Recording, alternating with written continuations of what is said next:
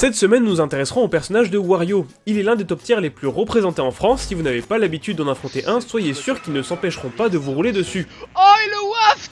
Cette vidéo est là pour vous sauver. Bienvenue dans Arrêtez de vous faire douiller.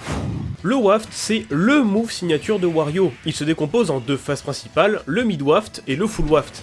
Le mid-waft apparaît après 55 secondes de jeu, le coup possède une belle puissance d'éjection, couplée au fait qu'il gagne en puissance toutes les 5 secondes. Ce n'est qu'après 1 minute 50 que le waft est entièrement chargé et a toute sa puissance destructrice. C'est à mon sens important de préciser tout ça car certains combos sont meurtriers avec un simple mid-waft. Ainsi ne vous sentez pas trop en sécurité seulement parce que le Wario ne clignote pas. Vous devez rapidement apprendre à faire face à la moto de Wario. Cette dernière possède une hitbox à l'avant qui peut, par exemple, être utilisée en edgeguard pour vous surprendre. Également, quand votre adversaire fait cabrer sa moto sur le stade, celle-ci possède une armor de 18%, si vous pensez bêtement le taper de front, vous aurez le coup de roue qui tue très tôt les malheureux qui s'y aventureront. Oh non! Oh non! Ainsi, je vous conseillerais de le toucher avec des attaques aériennes qui toucheront Wario, ce qui aura pour objectif de le faire tomber de sa moto. Pour rester sur la moto, quand celle-ci est au sol, elle peut être utilisée comme projectile. Si Wario l'a dans les mains, il peut vous mettre la pression, ce qui peut s'avérer fatal. Cas typique, vous vous trouvez au ledge face à lui et... Ok, il vient d'envoyer sa moto en haut pour couvrir la roulade. Doit s'attendre à un saut, peut-être une get-up attack. Je sais, je vais normal get-up et shield pour être plus en sécurité. Vous l'aurez compris, de manière générale, évitez de shield l'envoi de la moto, les Wario n'attendent que ça pour vous punir.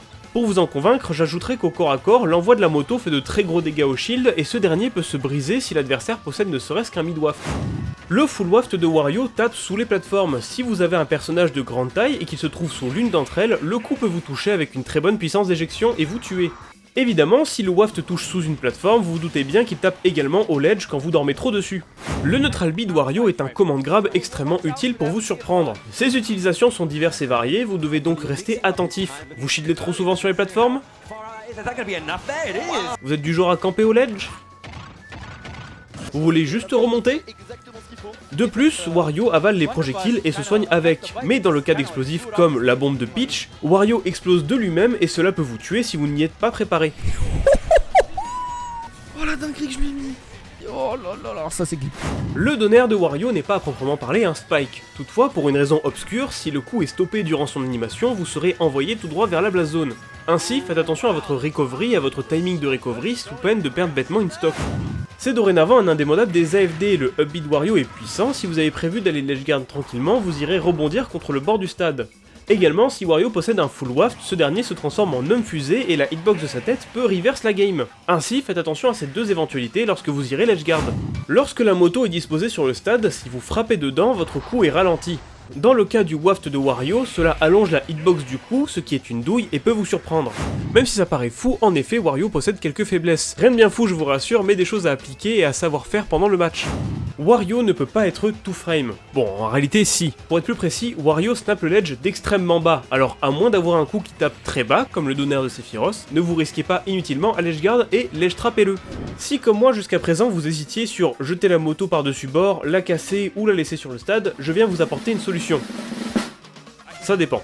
Si votre personnage peut facilement edgeguard Wario lorsqu'il ne l'a pas sur lui, n'hésitez pas à la percher sur une plateforme. Sa recovery sera plus exploitable d'une part, et de l'autre, si Wario meurt, ce dernier sera obligé de la récupérer et perdre son invincibilité lors de sa réapparition. Comme d'habitude, je vous rappelle que ce n'est pas cette vidéo qui va vous permettre de faire tomber Gluto. Un grand merci à Emerald ainsi qu'à tous les Wario mains qui ont bien voulu me prêter main forte lors de la réalisation de cette vidéo. Il est impératif que vous allez voir le thread de Bastos mis en description. Bastos qui donne de très bons conseils et astuces sur Wario. Ma vidéo s'en inspire légèrement et il est donc naturel que je le cite. J'en profite une nouvelle fois pour vous préciser que cet épisode a été monté en direct live sur ma chaîne Twitch, donc si le montage vous intéresse, n'hésitez pas à passer pour faire un petit coucou ou pour apprendre un petit peu comment ça se passe. Pour terminer, n'oubliez pas de vous abonner à cette chaîne YouTube, je sors une vidéo par semaine donc ce serait dommage de louper les prochaines. Salut!